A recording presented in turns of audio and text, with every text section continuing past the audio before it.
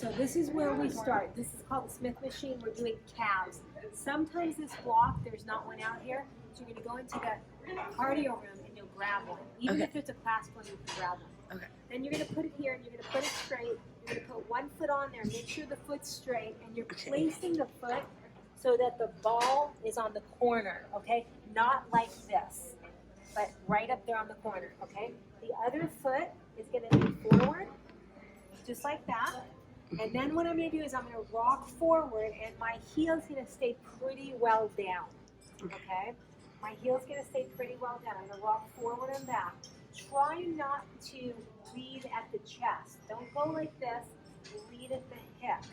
You're going to do about 5 reps. It's okay if the heel comes up a little bit. You're going to feel the stretch through your calf and ankle.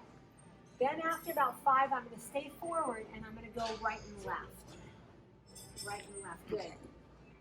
Yeah, and then now go front here. Yeah. Then I'm going to go right and left. I'm holding on wide so that I have leverage and I have stability. Moving my hips. Then I'm going to go circles. You probably will feel this through your calf, maybe your ankle and your foot. It's juicing up. Now I'm changing directions and lubricating all my parts, from my foot all the way up to my shoulders. So I'm doing about 5 reps in each direction. Now I'm going to stop in the center and I'm going to turn and turn. Just like that. Okay, I'm going to switch sides.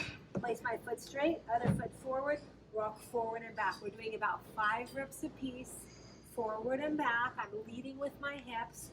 Then I'm going to stay forward. I'm going to go right and left. Yeah, you're just a natural teacher. So. Then I'm doing circles. Notice how my hips are saying square forward. I'm not turning my hips on this one. I'm rotating at the pelvis. I'm circling. Now I'm going to, I've done both directions. Now I'm going to turn and turn. Now I am turning my hips. Turning into it, turning other way. Now I'm not letting my foot spin. Don't let your foot spin. Keep your foot straight. Just for my sake. Yeah, good job. There we go. So my foot's staying straight. I'm leading at the hips. Are you pushing your pelvis forward? Yes, that's a really good point. I'm pushing my pelvis forward a little bit. Good. Okay. Okay. The next movement, that's called the calf stretch. Next movement, I take the Smith bar as high as I can go. My hands are here. Now, you may be taller than me. Most people are. So your legs are going to have to bend more. I'm going to hang down, and I'm going to rock forward and back. This one is so good for neck and shoulder tension. We're teaching the shoulder girdle how to move properly. Rocking forward. After a few, if that feels okay, I'm going to add the head. I'm going to drive my head forward and drive my head back. And that's going to accentuate the action. If that's too much, don't do the head. And don't go as far if that's too much. Also, you can adjust how much you're hanging, how much weight you're hanging. You can hang more and go forward and back. I do about 5 reps forward and back, and then I'm going to go side to side. I'm using my legs to drive my torso, and I'm allowing my shoulder blades to pull off my wrist. That's juicing up all the tissue around my shoulder blades. Circles, about 3 to 5. Change directions. Now, it may be that your hands, your grip, your arms get tired. Stop and rest in between each direction if you have to. So just let them drop. Circle your shoulders. Give them a moment to rest. Hands go back up. Turn the feet 90 degrees. Stretch down and rock forward and back. Just like that. So I'm using my legs to drive my torso. And then I'm going to switch and rock forward and back. This is so good for decompressing the spine, teaching the rib cage how to rotate, opening up the shoulders. Stop in the center, let that drop. Circle the shoulders, circle the shoulders. Okay, next one is chest stretch. I'm going to go ahead and take one hand a little higher than my shoulder. That same foot is going to go forward. I'm going to rock forward and back. So I'm rocking forward and back. It's stretching the bicep, the shoulder, and the pec, the chest. Now I'm going to step into it, and I'm going to rock into it. Try and relax that arm that you're targeting.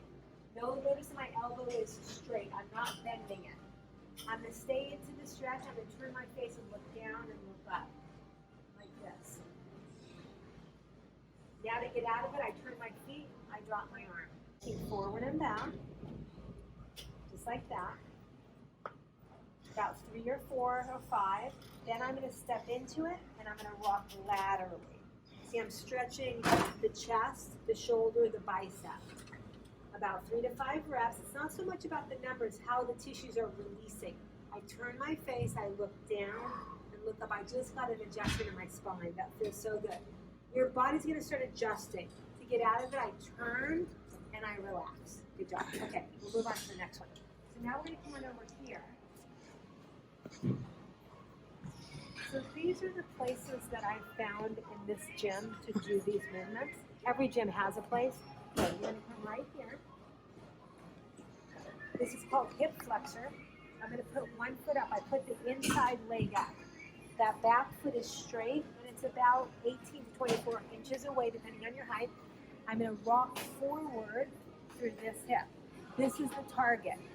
Notice how I'm holding on here. This is keeping me stable. I always want you to hold on if that's available. Okay, then I'm gonna reach up and down. Good. I'll show a few from the side now. Yeah. Good. My back heel can come up a tiny bit. After about 5 there, I'm gonna hold forward and then I'm gonna rock right and left. Now it's important that I have stability with my hand so that I can rock all the way to the right and left because I want my hip to get out and my arm to get over, and then I want the opposite. That gets the groin and this gets out outside the hip. So about 3 or 5, then I'm gonna bring this hand down, I'm gonna go circles. Now this hand is important because it's keeping me stable. I'm doing circles. And then I'm gonna change direction. My foot staying straight. Don't let your foot turn out. If anything, it's gonna turn in a little bit. I want you to turn it in a little bit. Okay, here's the trickiest part. I check my foot. If it's even out that much, I want to turn it straight or slightly in. I'm gonna go forward, turn into that stretch, tuck my hips, and I should feel something through here. I've turned my knee to help myself turn. Then I come out of it. I come forward and turn, come on out of it. Come forward. Yeah, there you go. That would be a good angle. Good. So notice how I'm using my knee to turn my pelvis, like that. Now here's a mistake people make. They come forward and they spin out this way. I don't want you to do that. I want you to come forward and if anything, go into it. Okay, the last direction is I'm gonna come forward and across and reach across, and it's stretching all through here. Couple more. This is called the hip flexor stretch.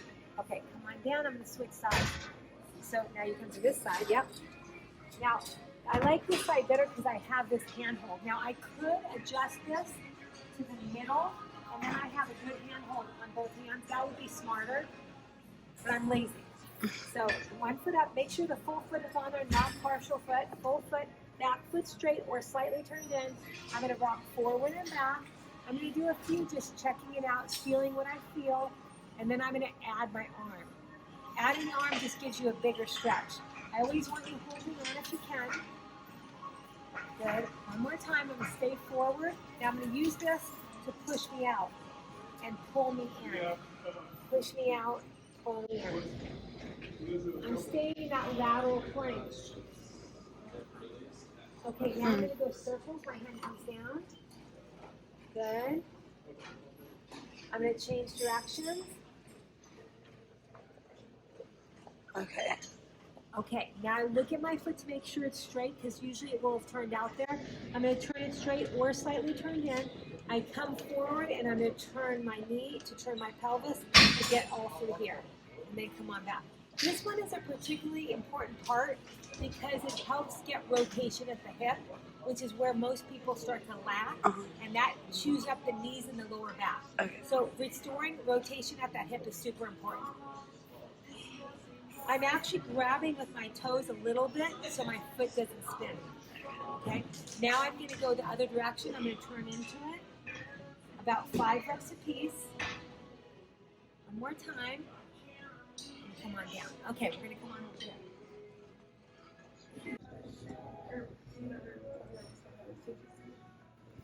Go right here.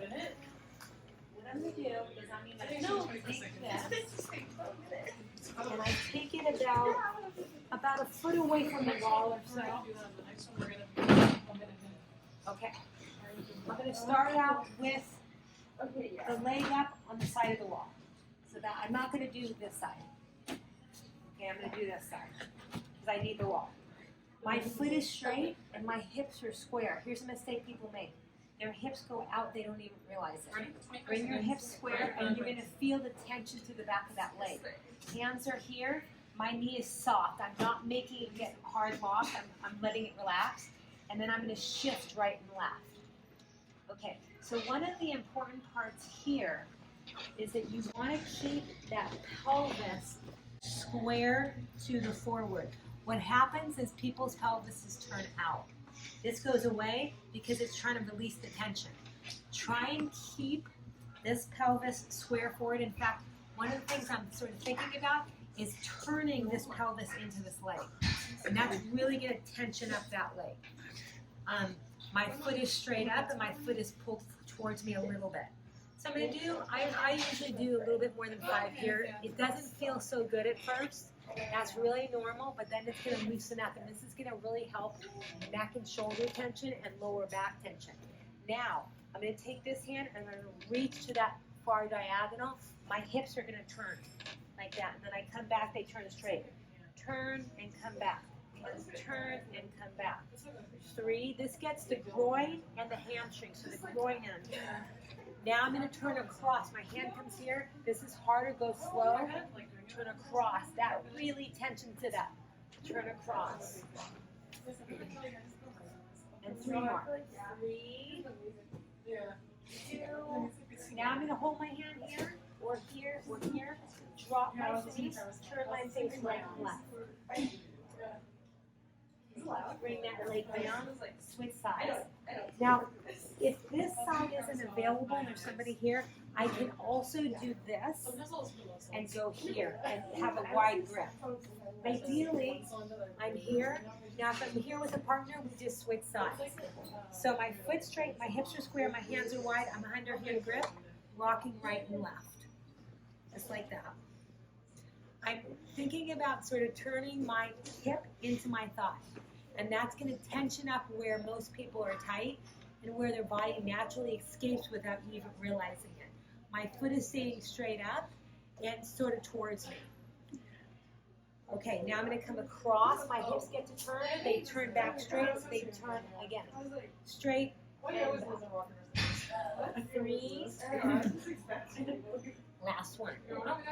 Okay, now the harder part. Hand comes here. I'm going to reach across. Now here's a place where the body will escape.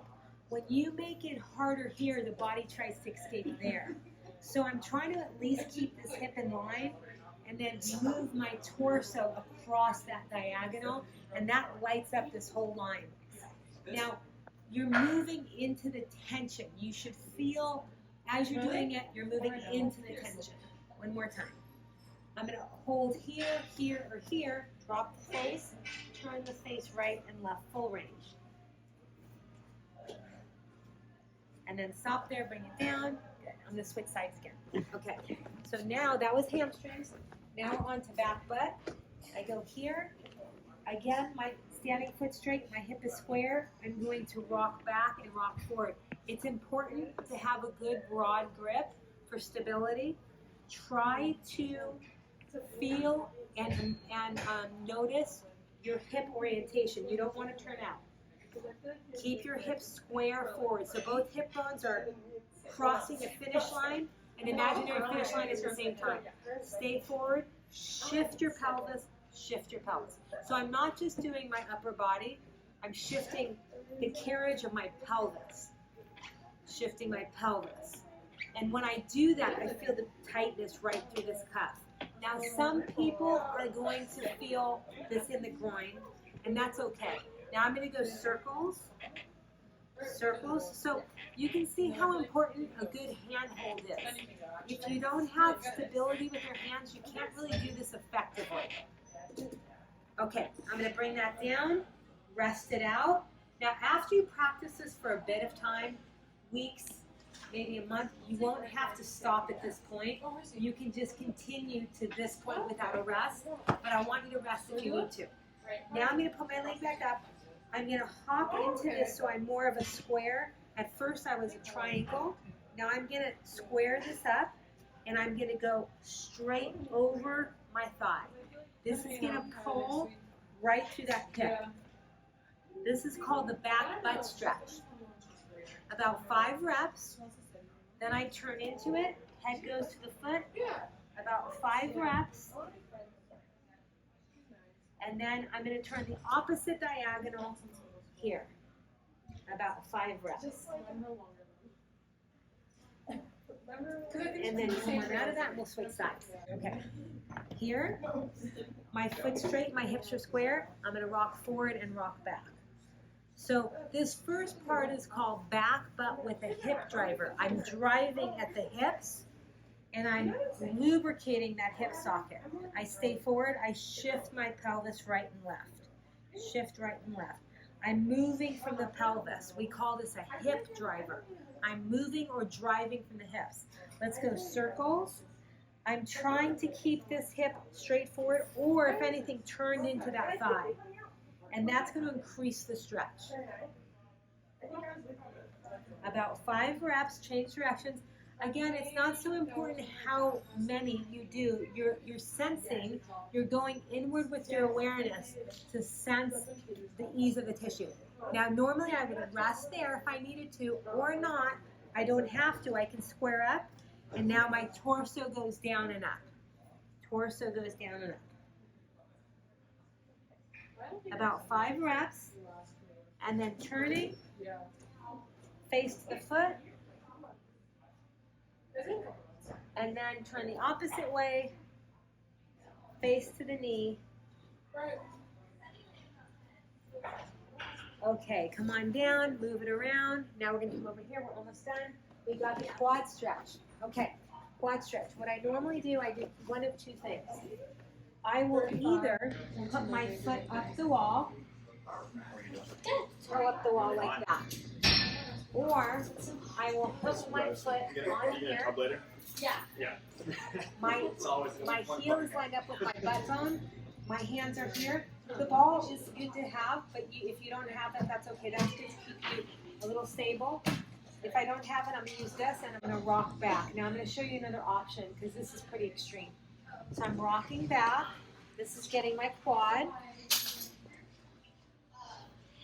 I'm making it more advanced by pulling my heel in line with my butt bone, and I'm making it a little more advanced. I can also go here, and I'm tucking my hip, and that's really stretching that quad.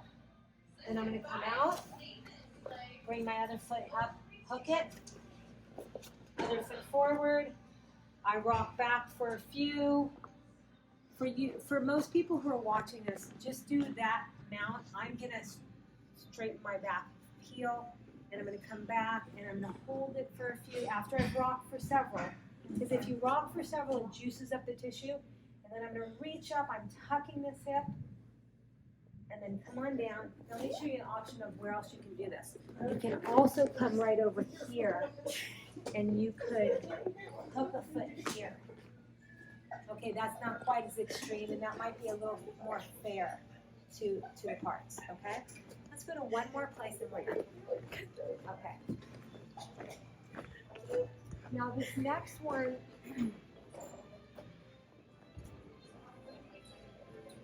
I would do after or in the middle of a workout. So I'm going to come back over to the Smith rack, and I'm going to put this down to whatever your shoulder level is, okay? I'm going to hang back and stand up 5 times, just like this. And what this is doing is it's addressing the shoulder girdle.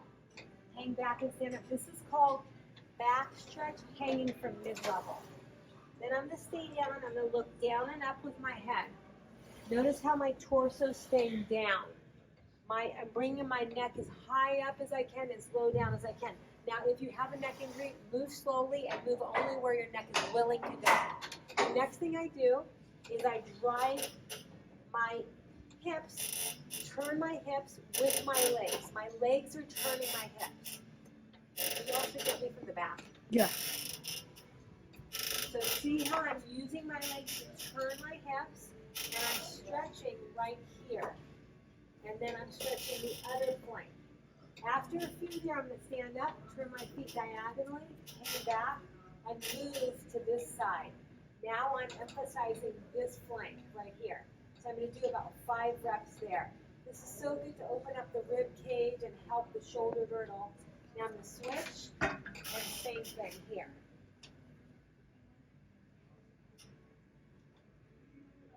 Come on up, and then circle the shoulders, and there you have it.